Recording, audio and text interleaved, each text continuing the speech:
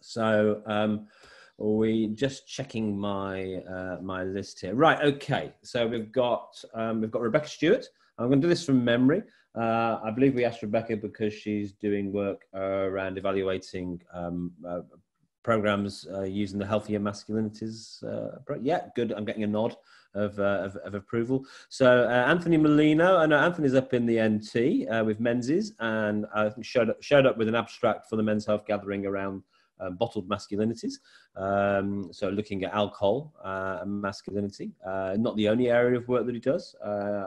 Noticed he did a great article on the FARE, F-A-R-E website about men and alcohol. So he's coming up second. We've got Kate Obst, who's doing work around bereavement, particularly around pregnancy and prenatal loss, with a particular focus on populations that are under-researched in that respect. And for today, in today's context, we're talking about dads and bereavement. So that brings a whole nother sort of dimension and angle to our conversation today. We've got a bit more on fatherhood research later on. A big chunky area of research we could dedicate a whole day to. And last but not least, we've got Simon Tyler, who again, someone who had an abstract in for the Real World National Men's Health Gathering. And I don't think we've met Simon, but I think certainly heard him spoken very highly of, certainly in the mates in construction circle. So he's been doing some research on mates in construction suicide prevention program through construction sites.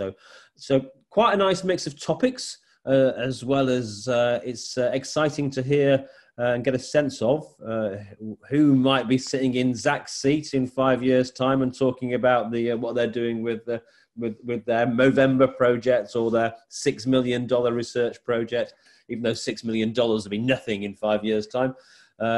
So remember, folks, you saw them here first, maybe.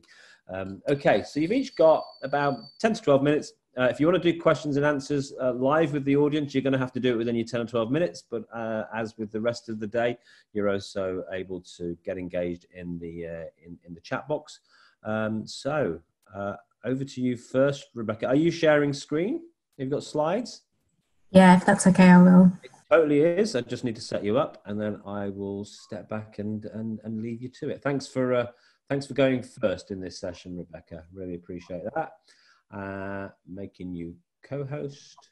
Okay, just have a go now. So make sure you're set up. Should be a screen. Right. So let me formally introduce you, Rebecca. This is Rebecca Stewart, who's a second-year doctoral researcher at Monash University, who's been exploring how healthier masculinities can influence attitudes and behaviours in partnership with VicHealth. Rebecca, thanks for being here. The virtual stage is all yours. Thanks, Glenn. I'd like to start by acknowledging the traditional owners of the land on which I am presenting from today, the Wurundjeri people of the Kulin Nations, and pay my respects to their elders past, present and emerging. On a personal note, I'd like to also pay tribute to one of the positive and loving male role models in my life, my grandpa, who passed away at 96 on Monday night. So this one's for you, Grandpa. So hi, I'm Beck. I'm doing a industry-based PhD with Behaviour Works Australia, which is part of the Monash Sustainable Development Institute out at Monash Uni, and my industry partner is VicHealth. So I'm one of 17 students in the program, and all of us are doing different topics with different industry partners, but all with a behaviour change lens or a behavioural science lens. So I received a very broad project brief of healthier masculinities, and I've approached it from a background in psych, project management and communications, along with a personal drive for social justice and equality. So this, coupled with my need to meet both my academic institution and my industry partners' needs and wants, my research has focused in on the social determinants of men's health, and specifically looking at the traditional and often outdated norms and stereotypes, or these unwritten rules around how to be a man, and the emerging programs that are seeking to challenge and disrupt these. So globally, we're seeing increasing attention being paid to addressing and challenging outdated and detrimental gendered stereotypes and norms, particularly when it comes to masculinity and what it means to be a man. Although I must say that we have been somewhat more forthcoming with the don'ts and less so with the do's to date.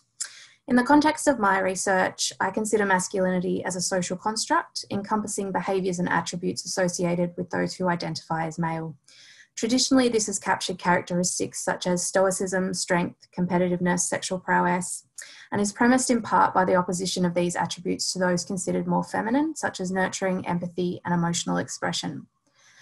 As we all know, masculinity and masculine traits are not negative in and of themselves. However, rigid adherence and enforcement of them, including the shaming or abuse of those who do not live up to these traits, can and is leading to devastating consequences for men themselves and the women, children, and other men in their lives. And as we've discussed at length today, in Australia, our family violence and male suicide rates speak for themselves in this regard. In response, programs have popped up to explore notions of masculinity and the rules around how to be a man. These programs seek to challenge harmful power and gender imbalances, breaking down and questioning masculine stereotypes and norms, particularly those that no longer serve our men and boys or society more broadly. An example here would be the trait of stoicism, undoubtedly useful in certain circumstances, but not to the detriment of mental health and the loss of life to suicide, all of which could be avoidable if help seeking was more widely accepted and practiced. I appreciate that that's a real simplification of that, but just for the purposes of getting my point across. The intention of these programs is to explore and celebrate the diversity and depth of men and all the ways to be a man. They challenge their participants to examine alternative attitudes and behaviours that will ultimately benefit their mental health and well-being. They do this through the education and promotion of emotional expression, open and honest conversations that scratch below the surface, and proactive help-seeking behaviours. Over the past 5 to 10 years, an increasing number of organisations have begun delivering programs of this nature across Australia, reaching tens of thousands of men and boys each year. Despite the excellent work being done, Australia does not really feature in the academic literature yet, which begs the questions, what are we doing, is it working, and how could we strengthen the impact? And it's this last question in particular which lends itself to the introduction of behavioural science. So from a theoretical perspective, I'm really interested in attitude formation and how this can be sustained long term. How do we shift attitudes towards help seeking in a positive direction and make sure that that shift is sustained? And dual processing theories provide a good framework against which to map the intervention characteristics and engagement strategies I'm seeking to explore as a means of supporting this sustained shifts. I've chosen the Elaboration Likelihood Model, or ELM, for a number of reasons, but in particular because it is shown to be a good predictor of behaviour change, which is a key outcome of the programs that I'm looking at.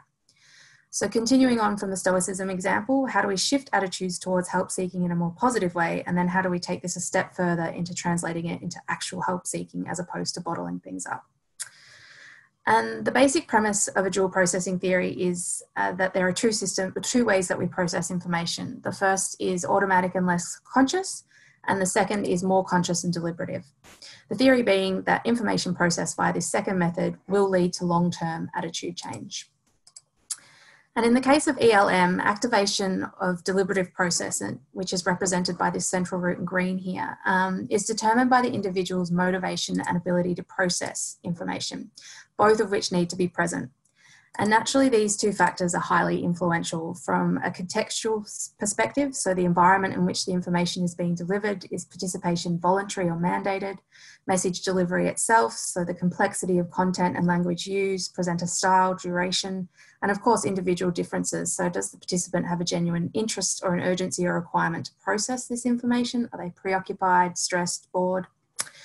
And if both factors are present, an emotional response is generated, either positive or negative, which leads to attitude formation. And it's processing via this central root that creates stronger and more durable attitudes.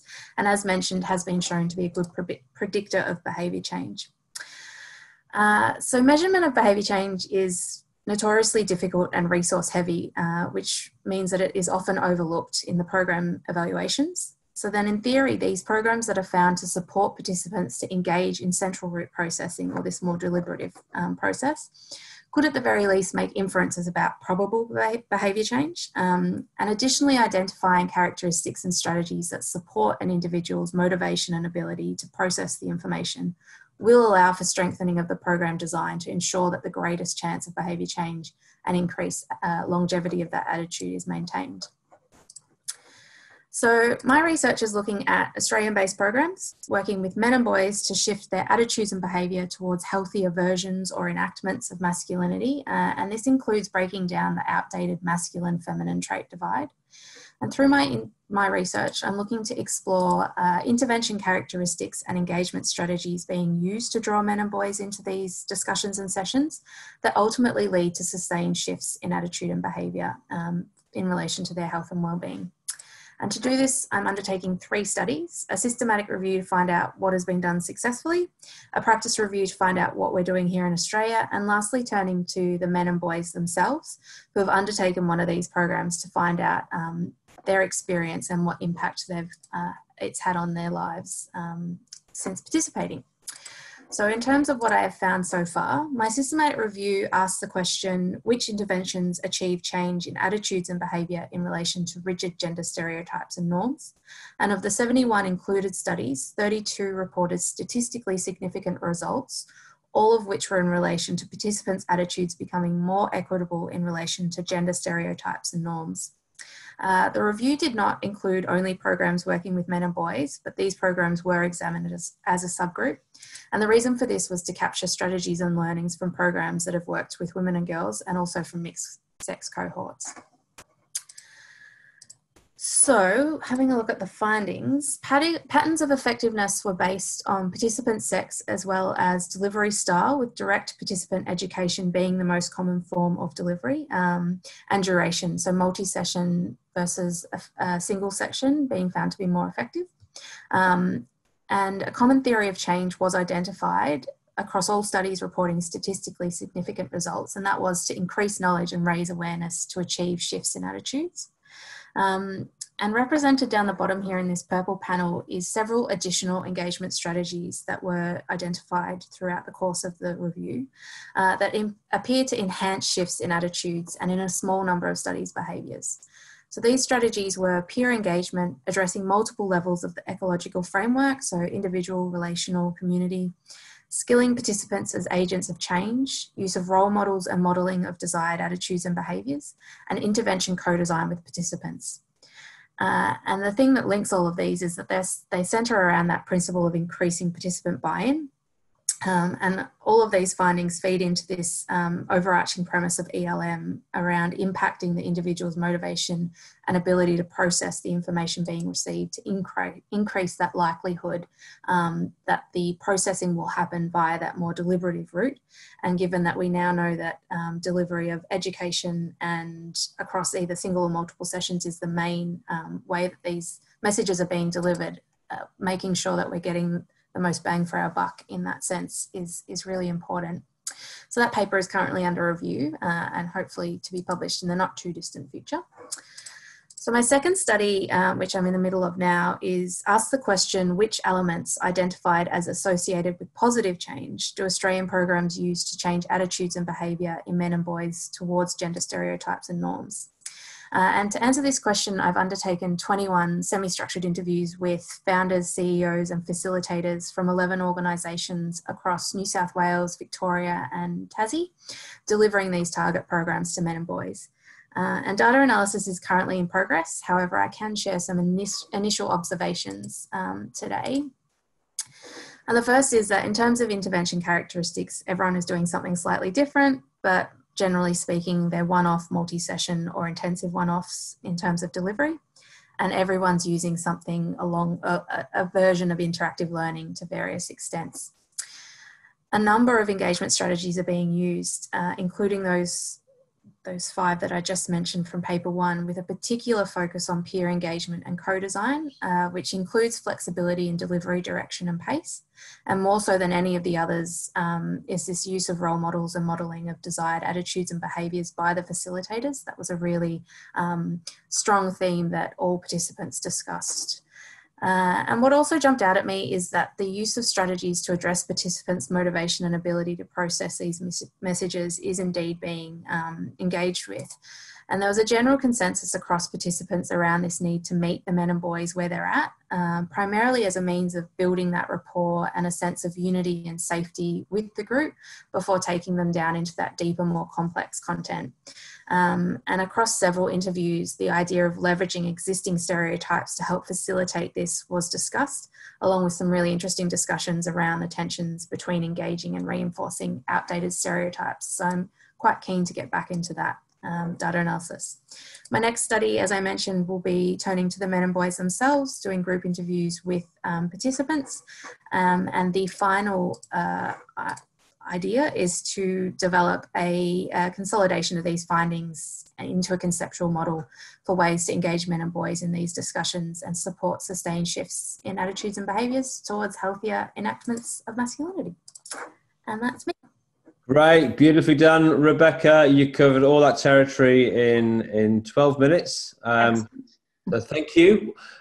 Questions in the chat box to Rebecca, comments, feedback. You're now in session 3 of today's Men's Health Research Symposium. This is the Emerging Minds, New Ideas and Next Generation series of lunchtime talks. And next up we have Anthony Merlino, who's project assistant at the Menzies School of Health Research. And he's been working on projects regarding alcohol treatment services and the higher education aspirations and participation of Indigenous Australian men. Anthony, thanks for being here. Over to you. Thank you very much. When asked to join this vibrant and inspiring panel, I felt equal parts flattered and overwhelmed. And after that very warm introduction from Glenn, I feel even more flattered and overwhelmed too. Channeling some vibes from my friend Spider-Man, I wondered what responsibilities does being part of the next generation entail? But from this uncertainty, opportunity for reflection emerged. I then thought, what are some strategies that the incredibly talented emerging minds on this panel and beyond can leverage collectively to maximise the positive impact of our new ideas? And today, I will explore that very question. To do so, I'm going to walk through some recent research I conducted on the nexus between masculine norms and alcohol consumption among undergraduate students, illuminating lessons from this work that can guide us into the future, showing that the concept of unbottling masculinities reveals much about where we ought to orient ourselves and our work, even if both of those words are not automatically recognised by Microsoft spell check. But to begin, I would like to respectfully acknowledge the past, present and future traditional owners of the lands on which we all come together from today. And I extend my respects to Aboriginal and Torres Strait Islander people, either on the panel or in the audience. In my work at Menzies, I'm privileged enough to constantly learn from young Aboriginal and Torres Strait Islander people whose voices greatly deserve amplification and attention. And I believe we all have a responsibility to maximise that amplification. But speaking of amplifying voices, I want everybody, audience and panel, to type very quickly into the chat what they believe all these people have in common.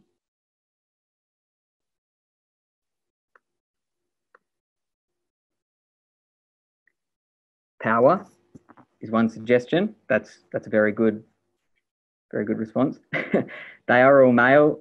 They probably all do have fame and money, though I can't testify to that personally, of course. Muscle. Debatable. Excellent. Big ego. Very interesting. So we're getting some quite diverse responses. And I'm sure in many ways they're all correct. But one thing I think that they all have in common is that they are all performers in one respect or another. But every day we become performers too. and we wear certain masks and we follow certain scripts. And today I want to try and argue that better comprehending this intricate concept of performance can unlock many possibilities for both our research and our advocacy. Indeed, an intimate relationship between alcohol and performance is already established. One 2019 study by Monash University researchers revealed that that young Australian men across all age groups overwhelmingly view alcohol as central to their social connections with other men. And many men use alcohol to perform towards certain masculine norms. In 2019, another study concluded that Australian men aged 18 to 30 who adhere to dominant definitions of manhood are much more likely to cause and suffer alcohol-related harm. And this contributes to the estimated 6,000 alcohol-related deaths and 144,000 alcohol-related hospitalisations in Australia each year. And international studies have suggested a strong relationship between the socially constructed beliefs, values, and expectations of manhood and heavy alcohol consumption. In particular, hegemonic constructions of masculinity, emphasising traits such as risk-taking and competitiveness, are demonstrated to have a particularly notable relationship with alcohol among this cohort. In Australia, however, this connection has not yet been examined, and that's the gap that my study aimed to plug. My data came from a cross-sectional street intercept survey of 131 undergraduate students at the Australian National University in Canberra, Australia, now aged 18 years or older, blending two recent survey instruments, 4 behavioural traits, that being aggression, hypersexuality, fraternal solidarity, and rigid gender roles, constituted the hegemonic masculinity measurement in the study. Propositions reflecting each hegemonic masculine trait were then adopted. For aggression, a man who does not fight back when others push him around is weak. For hypersexuality, a real man never declines the opportunity of sex. For fraternal solidarity, men should always look out for their mates. And for rigid gender roles, only men should provide money for their families, not women. Survey participants first reported their drinking behaviours over the last month and ranked on Likert scales, ranging from strongly agree to strongly disagree, the extent to which they personally identified with and experienced social pressure to conform to each hegemonic masculine trait. And participants were then asked about the benefits that they perceive in alcohol. 40 men, 90 women, and 1 non-binary person completed the survey, and the average age of respondents was 19. 106 participants were domestic students, while 15 people identified themselves as international students, where 10 respondents did not specify their citizenship. Among other limitations, the study did have a relatively small sample of men and was only conducted at one university, so we should only consider this to be a preliminary investigation of the issue. Now, the National Health and Medical Research Council considers drinking more than 4 standard drinks in one sitting to place individuals at high risk of short-term alcohol-related harm. And just for reference, 1 standard drink is about 1 bottle of mid-strength beer. From the survey, we found that 72% of men and 71% of women reported consuming more than 4 standard drinks in one sitting at least once in the past month. In other words, almost 3/4 of the undergraduate student population surveyed drank at high risk levels in the past 4 weeks. And on average, students drank at high risk levels about 3.1 times each month. Nevertheless, high frequency, high risk drinking was disproportionately pronounced among undergraduate men. For example, 41% of men drank riskily more than twice in the past month, compared with 26% of women. Only a very small number of undergraduate men reported personal agreement with any of the hegemonic masculine norms, excluding fraternal solidarity, which received widespread support. However, 80% believed that society expected them to adopt at least one hegemonic masculine trait that was not fraternal solidarity, that being aggression, rigid gender roles, or hypersexuality. With this finding in mind, we ran some descriptive analyses using Pearson's correlation test.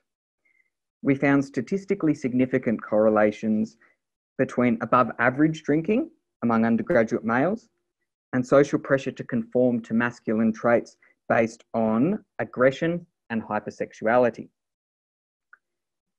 Thus, performing to perceived masculine social expectations and scripts surrounding aggression and hypersexuality appears to structure high-risk alcohol consumption patterns. Significantly, a widespread proportion of the student body personally rejected excessive alcohol consumption as a mark of masculinity, with only 1% of respondents agreeing or strongly disagreeing that real men drink a lot of alcohol. Alcohol yields a high social valence, with drinking considered a facilitator and ordinary concomitant of social interactions. For example, 78% of men noted that alcohol allows them to socialise with others more easily. And women mostly considered high-risk drinking among their peers as problematic. 86% of women respondents used a pejorative adjective to describe men's high-risk drinking: unattractive, unpleasant, annoying, or aggressive. Still, 14% of women attached a positive adjective to risky drinking among undergraduate men: fun, stylish, or enjoyable to talk to. 1 minute, Anthony. No worries. Thinking more broadly, how can these findings inform our shared compass for future explorations in masculinities and health research and advocacy? We need enhanced interconnectedness between women and men's health. Is gender-specific research and advocacy required to map and address the unique exposure individuals may have to masculine and feminine norms? Absolutely. But these approaches need to be brought into greater dialogue. In other words, we're all in this together. We need to build upon and transform existing support structures and collective beliefs rather than individualistic health education and outreach. That means engaging with the shared understanding surrounding performance and masculinities if we want to facilitate transitions towards healthier behaviours that are sustainable and long-standing. Masculinity is not monolithic. Men personally endorse and disapprove of different components of hegemonic masculinity. We should therefore engage with and promote the positive, pluralistic dimensions of the diverse gender interfaces through which men navigate identity, while also resisting the idea that masculinity is the only legitimate gender expression that men can engage in. Ultimately, this reveals that masculine performance is dynamic, subject to change, that we have agency to reorient the cues we send to men and women, moving forward with the objective of unbottling masculinities, allowing men to freely construct a gender identity that is not confined within predefined boundaries, enables us to become director, stage manager, and script writer all at once, giving us more say over the crazy performance that is life. Thank you. And cut. It's in the can. Beautiful. Great work, Anthony. Really good. Thanks so much. It's great to see some conversation going on from the previous talk from Rebecca going on in the chat box, and please do pop in your questions and your comments and feedback there for Anthony. It's a great job. So we are in the lunchtime talks part of the Men's Health Research Symposium. We've got 4 emerging researchers sharing their ideas and their research. And next up is Kate Obst, who's completing a combined PhD Master of Psychology and Health at the University of Adelaide. And her work explores the impact of pregnancy loss and neonatal loss with a focus on understanding men's grief and support needs. Thanks for being here, Kate. over to you. Hello, thank you so much. Sorry, just trying to work out all of my screens here. You can see the slides, I'm assuming. Looks good. Yeah, awesome. Okay, so thanks so much to the Australian Men's Health Forum and Glenn for the opportunity to present today. Before I do get started, I just wanted to flag that this topic may be close to home for a lot of people. We've talked about a lot of really difficult and sensitive issues over the course of this summit overall, but not yet that I'm aware of about baby loss. I took this photo at the International Stillbirth Alliance conference last year in Madrid. They hold a remembrance ceremony every year in honour of the babies who have died. And I just wanted to take a moment to send my love and condolences to any bereaved parents or family members that might be with us online today. The loss of a baby before or shortly after birth is a devastating reality, and it's not an outcome that many expected parents are ever prepared for or sometimes aware of the possibility of. But globally, millions of babies are lost every year, despite incredible advancements in medical technologies, particularly in Australia. 1 in 4 pregnancies ends in miscarriage, 6 babies are stillborn every day, and up to 1,000 babies will die in the NICU each year from medical complications, congenital anomalies, and the like. The psychological and emotional impacts of pregnancy loss and neonatal death are well documented, with enduring levels of distress and grief occurring for about 1 in 5 parents. But what we know from qualitative research on bereaved parents is that grief never fully leaves them, particularly for stillbirth and losses which occur really early in pregnancy. Grief is complex and ambiguous. Bereaved parents have described experiencing stigma, shame, guilt, and disenfranchisement, all of which result from sort of a lack of prescribed social recognition for the unborn baby as a living individual, as well as a lack of culturally prescribed norms and rituals surrounding how it is we can mourn the loss of an unborn baby. Now, the majority of previous research to date and subsequent perinatal bereavement care guidelines for health professionals working with families have focused predominantly on heterosexual women's experiences of loss, with a lack of recommendations specifically pertaining to men. And of course, this is problematic because we know that gender can influence the grief process, as well as emotional expression and help seeking for adjustment to loss in general. Early research in grief identified 2 sort of opposing ends of the grief style spectrum, and they labelled them masculine and feminine grief. Masculine grief involving a lot of sort of cognitive and problem-solving approaches, like using distraction and hands-on activities and coping largely in isolation and privacy. And the feminine side of the spectrum involving more of your traditional outward grief responses, like crying and talking and sort of the active support seeking. It's since been recognised that both genders can experience these grief styles, and a blended style is also possible, where individuals sort of display both ends of the spectrum at different times. And these are now sort of referred to as instrumental and intuitive grief instead. But despite this flexibility in presentations, the stereotype really does hold in many cases, with men often displaying these more instrumental patterns of grief. My journey, I guess, in this area of men's grief research started a few years ago when I completed my honours degree in psychology. So my supervisor, Clements Dewey, and I completed some qualitative research interviewing South Australian men on their experiences of support following miscarriage and stillbirth specifically. And we also interviewed service providers, so midwives, grief counsellors and social workers on their experiences of supporting men following a pregnancy loss.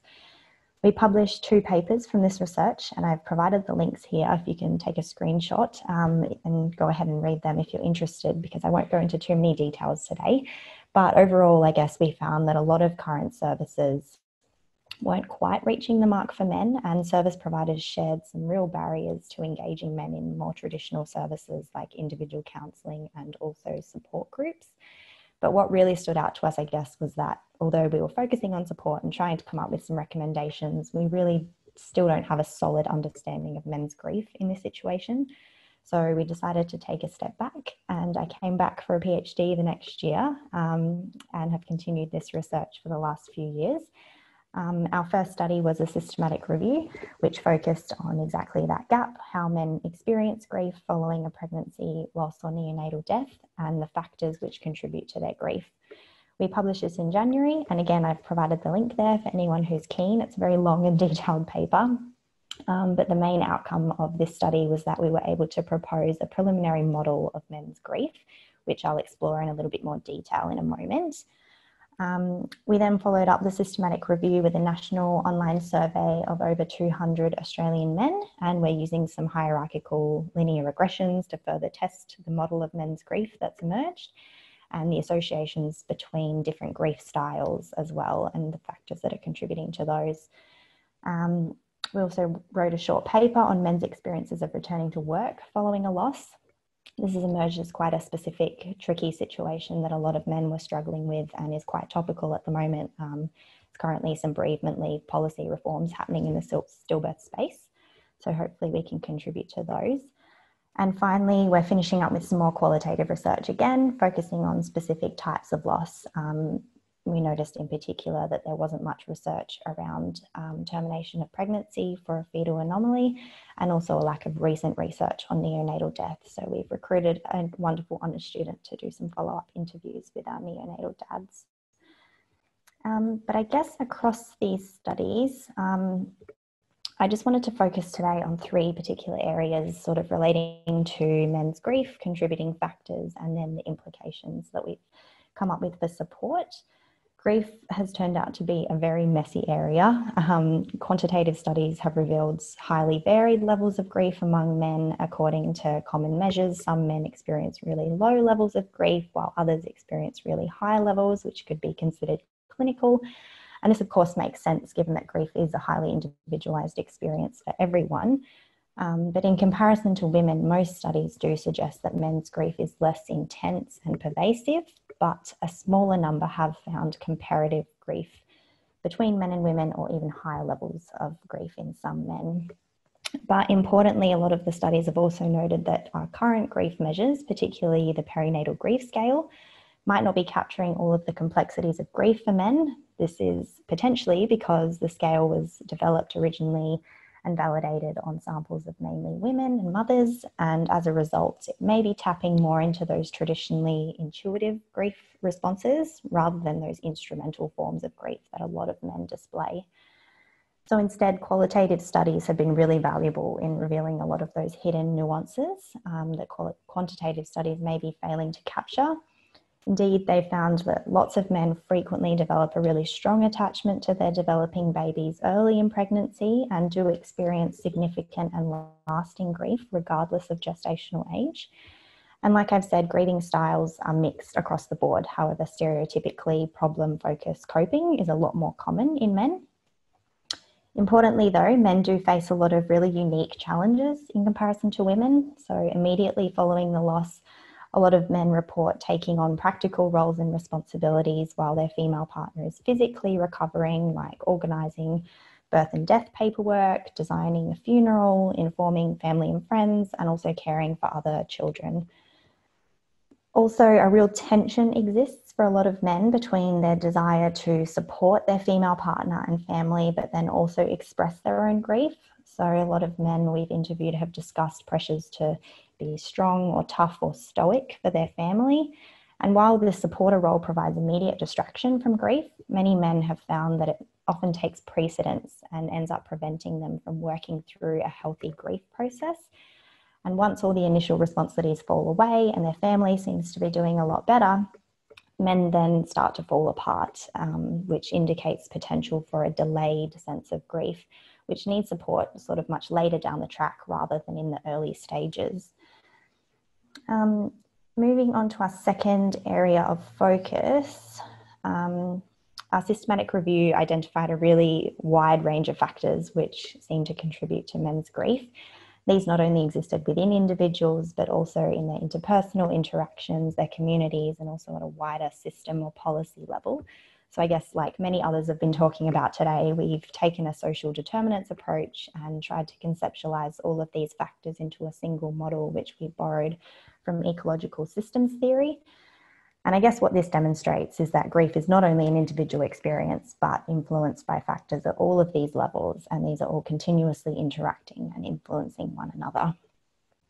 I've listed all the main factors under their categories here, but I would like to particularly highlight the system and policy factors which haven't received a lot of attention in this space previously.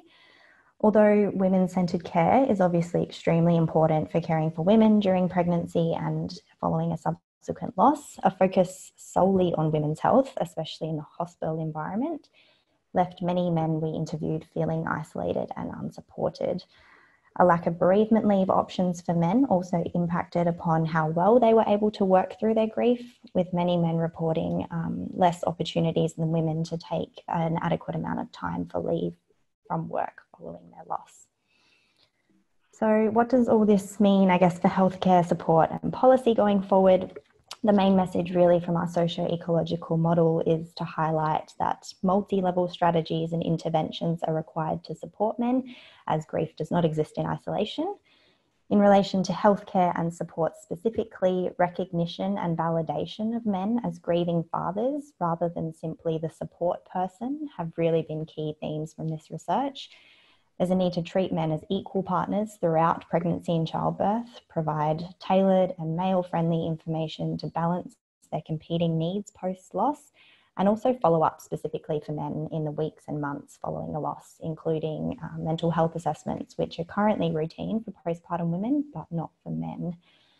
In relation to policy, like I've said, we really need inclusion of men at all levels. The male-friendly health services model that Glenn discussed, I think in the second week of this conference, would be a fantastic foundation to apply in this space. And in 2018, there was a national inquiry into stillbirth research and education. We managed to get some of our research included in this through both a written submission and a talk at one of the public hearings. And as a result, men's needs were recognised in the recommendations that were accepted by government. So it'll be really great to see what comes out of continuing policy reforms and advocacy in that space. Otherwise, that's all from me today. Would love to hear from anyone who's really interested in this space. And please do check out our research webpage. It's got all of our publications and media engagements listed there, so you can have a bit of a more in-depth look.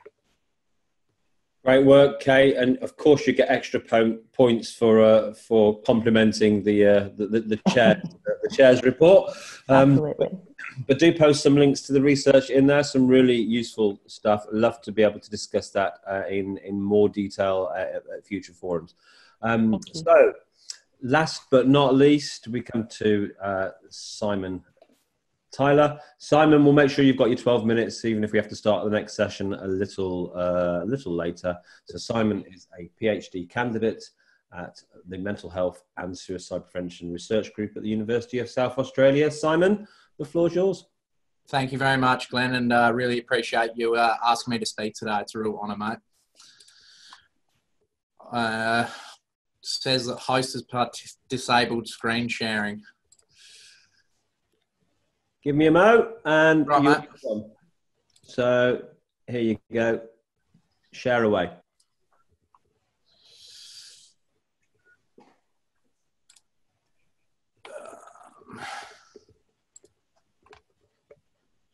So hopefully everyone can see my slides okay.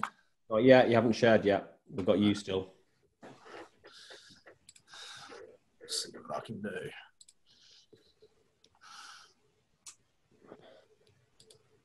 There you go.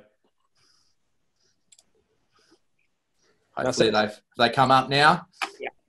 Thank you very much, guys. Okay, so thanks again, Glenn, for the introduction, and really appreciate being asked to talk today.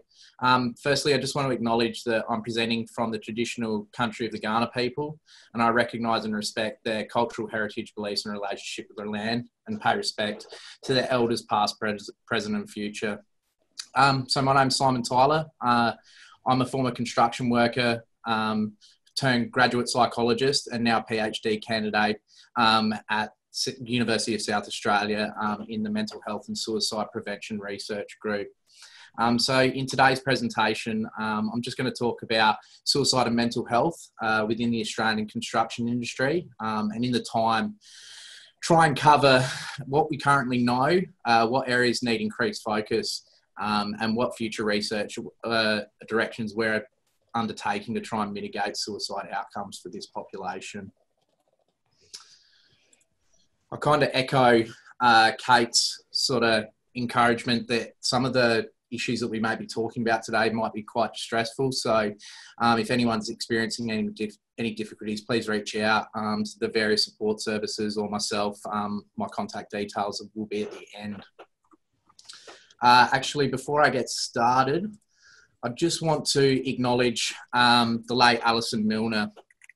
I've been really fortunate to receive the inaugural Allison Milner scholarship, which has been developed by Mates in Construction. And this is a charity that Allison was a real integral part of. And the scholarship was created to continue her legacy in the work of suicide and suicide prevention for those employed in the Australian construction industry. Allison was a colleague of many of the people who have presented across today's sessions. And from a personal standpoint, she was just a massive inspiration.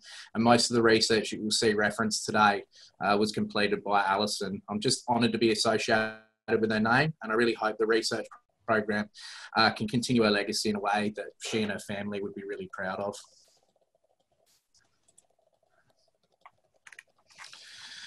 So, what do we know about suicide in the Australian construction industry? In 2006, a report by the Australian Institute for Suicide and Research Prevention indicated those employed in the Australian construction industry experienced suicide rates far greater than that of the general population.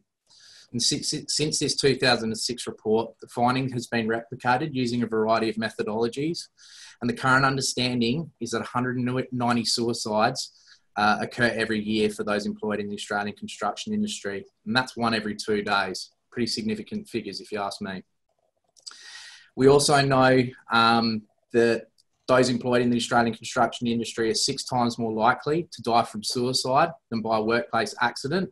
And this is really significant given the, high-risk nature of the work that's often undertaken by this population. We also know that employees of a younger age bracket and lower skill level are particularly vulnerable to suicide outcomes. And in 2016, research indicated that this younger age bracket experienced suicide rates of 58.6 deaths by suicide per 100,000, compared to 12.2 per 100,000 for the general population. While the economic effects that result from these devastating outcomes are really significant, the psychosocial impacts are also really great. The Australian construction industry by nature is a really tight-knit community, and people know each other. Everyone gets around each other and goes across jobs and states, and so the outcomes and the loss is not felt just by one group or one job site. It can be felt across the country and across a variety of sites. So with such disproportionate rates of suicide for this industry and the significant impacts, the need to understand the prevalence, nature and drivers of suicide and suicide-related distress so we can inform prevention programs and policies is really needed.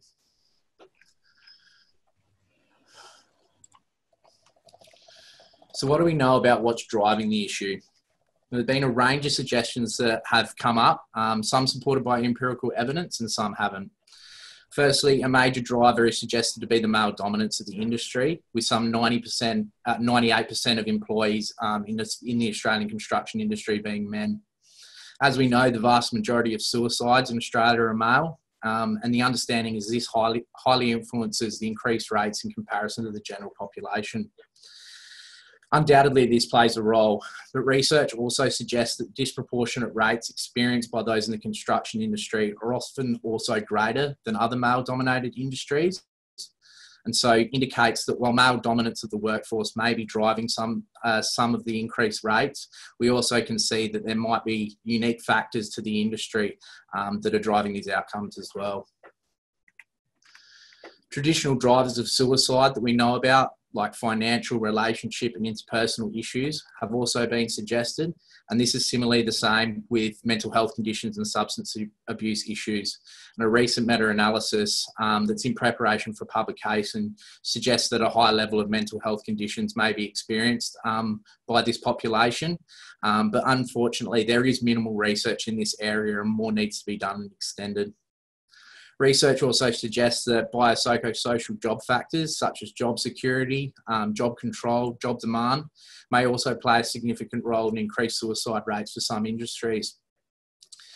With the construction industry by nature quite unstable and transient, with a lot of movement and dependence on, the economic situation of the time, this suggestion may be valid, but once again, there's a minimal amount of research in this area and needs extension. Workplace culture is something that really comes up as a driver for suicide outcomes for this industry.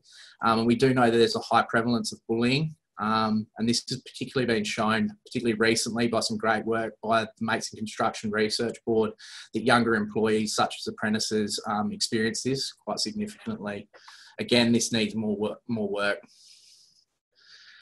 Possibly the most popularised driver, the thing most talked about as a driver of suicide in this industry is that of masculinity.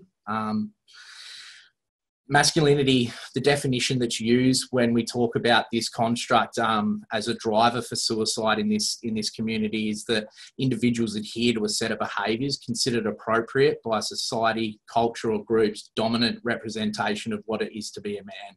And we term those masculine norms. It suggested that these norms provide a real good framework for how those of the male gender or those within the construction industry are expected to act when faced with certain situations. And due to social convention and the desire to fit into that group, most individuals will conform and embody these dominant expressions. An example of this masculine norm, these masculine norms, are a group or culture's promotion endorsement that male figures exhibit stoicism or self-reliance when confronted with an emotional situation. With the industry male dominated, it's been suggested that there's an overtly masculine culture that's developed, and this suggestion does have some traction. Jane Perkis and some colleagues have done some research with a really large Australian database, and it indicates that those employed in male dominated industries are more likely to endorse factors and a lot of the behaviours that are associated with this traditional framing of masculinity. And therefore, it's been suggested that masculinity is a significant driver for suicidal states and behaviours for this population. I think we need to be really careful, though, attributing too much of the issue to masculinity. There's not a lot of research in the area, and we really need to understand and dive a little bit deeper into what masculinity represents for this population and how it affects them and the suicide outcomes. The definition that we've talked about today in referring to masculinity is that it's framing masculinity as a real rigid trait-based concept, and it doesn't account for societal or lifespan changes. And I think this is something that we really need to take in consideration when we extend the research further. It's also been suggested that this traditional framing of masculinity is measuring things in a purely negative or hegemonic construct, and it can be argued that that's not relevant today, and we really do need to dig a little bit deeper and maybe undertake a strength-based approach to things and sort of look at some of the positive aspects of masculinity and how it may protect men in this situation. Despite the fact that many of the suggestions above may prove valid, there are a significant amount of gaps in the literature, and the research area needs a significant amount of development. Understandably, suicide and researching suicide is a really difficult area, and there are a lot of difficulties that are associated to research that uses suicide as the sole outcome, and the generation of reliable and ethically appropriate information is a real challenging task. So subsequently, scholars have suggested that maybe we might benefit more from understanding the prevalence, nature and drivers of suicidal ideation. And I think this is really well summed up in a Jobs and Joyner quote from 2019 that says, "Suicide morbidity is the tip of the iceberg, and research focus on suicidal ideation is vital." While we do understand that suicidal ideation does not mean that somebody will suicide, scholars do suggest that it indicates that level of psychological distress and therefore an increased risk. And so understanding deeper what drives the presence of this issue is vital for suicide prevention in this area. Additionally, it mitigates those issues relating to using suicide as the sole outcome for investigation. with the prevalence of suicidal ideation in the population a lot higher than what people would expected, and often reported at around 13%.